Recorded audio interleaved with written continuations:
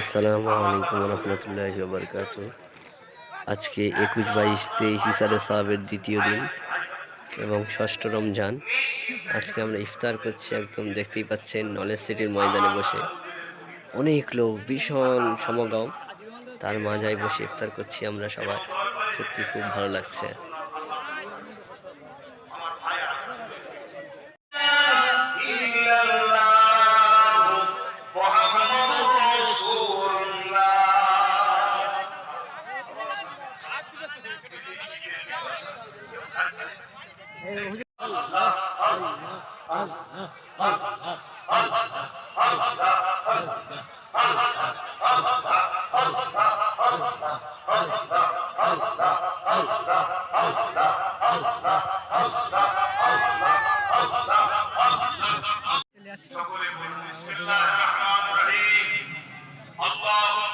اللهم صمت لك وتوكلت على رزقك وافطرت برحمتك يا ارحم الراحمين।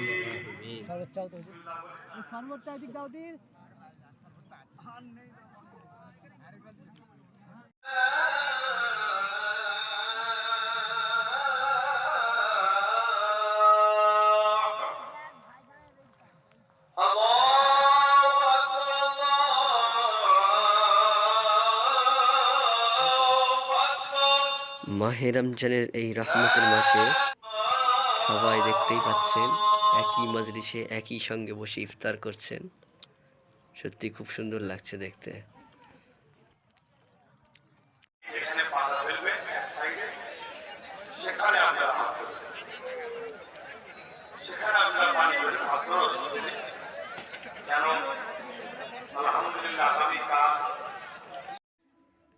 এই মাজলিসটা করা হয়েছে একদম ওই নূতন যে বিল্ডিংটা আছে ওই বিল্ডিংয়ের সামনেই, এবিএস মডেল স্কুলের সামনেই মানে এটা করা হয়েছে মাজলিসটা।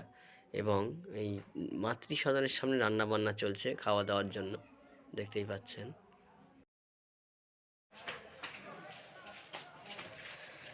বড় ভাইজান মাগরিবের নামাজের পরে ঘোষণা দিয়েছিলেন যে নামাজ কালামের পর এখানেই খাওয়া দাওয়া দেওয়া হবে। তো তারপরে সকলে নামাজ কালাম পড়ে সেখানে বসে গিয়েছে এবং খাওয়া দাওয়াও চলছে সেখানে।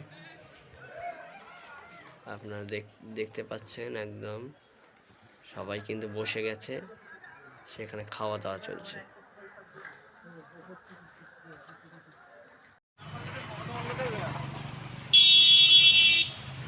রমজানের দিনে এবার ইসালের সওয়াবটা যেন একটু অন্যরকমভাবে সেজেছে।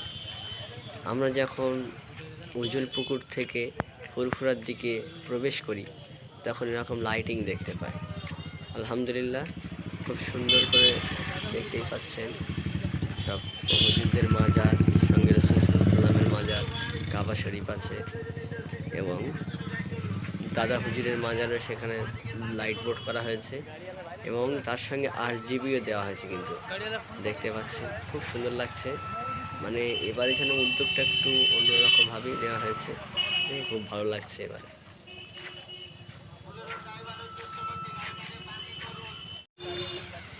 পানি নেবে তো নাকি?